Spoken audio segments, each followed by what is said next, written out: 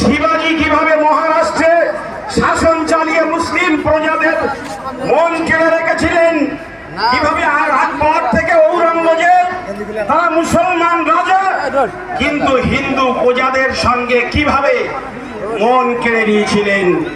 আপনারা যদি রাজধর্ম পালন করেন তাহলেই কিন্তু আপনারা ক্ষমতায় থাকতে পারবেন, আর আপনাদের নাম স্বর্ণাক্ষরে লেখা থাকবে।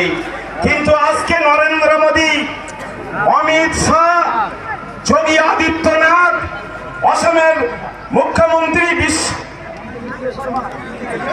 হেমন্ত বিশ্ব শর্মা যেভাবে বুলডোজার দিয়ে অসহায় মানুষের ঘর ভাঙছেন, জেনে রাখবেন আপনাদের এই রাজধর্ম পালন নয়, আপনাদের এই নৈরাজ্যের যে ইতিহাস, ভারতবর্ষের ইতিহাসে তা কালো অক্ষরে লেখা থাকবে। এই পৃথিবীতে যেখানে হিটলারের নাম লেখা আছে তার পাশে নরেন্দ্র মোদীর নাম লেখা থাকবে, তার পাশে অমিত শাহের নাম লেখা থাকবে। ভারতবর্ষের সবাই ক্ষমা করতে পারে, কিন্তু অপরাধকে ইতিহাস কখনো ক্ষমা করে না।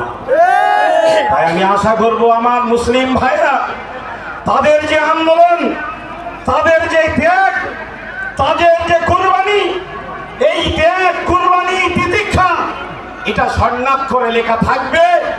এটা কিন্তু কেউ চাইলেও বিজেপি চায় না। তাই বিজেপি দেখবেন বাড়ি যাওয়ার সময়ও কোথাও কোথাও ফাঁদ পেতে দিতে পারে, কোথাও একটা পাঞ্জাবি পরা ছেলে কোনো আমার হিন্দু ভাইদের পবিত্র স্থান শনি মন্দিরে ঢুকে যেতে পারে, কালী মন্দিরে ঢুকে যেতে পারে। আপনারা কিন্তু ভুলেও ঢুকবেন না। যদি সম্ভব হয় মোবাইলটা খুলে ভিডিও তৈরি করে রাখবেন, পরে জামা খুলে দেখবেন ওটা মুসলমান নয়। কেননা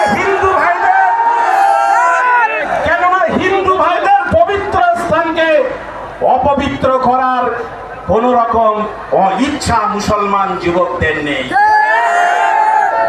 আপনারা সবাই হাত তুলে কিন্তু অঙ্গীকার করেছেন যে আমাদের ধর্মকে আমরা যেমন সুরক্ষা করব, আমরা মন থেকে চাইব আমাদের হিন্দু ভাইদের ধর্মীয় স্থানগুলো একইভাবে সুরক্ষিত থাক, একইভাবে সুরক্ষিত থাক। ফলে আমরা আইনকে সম্মান জানাবো। অল ইন্ডিয়া মুসলিম পার্সোনাল ল বোর্ড বলেছিলেন,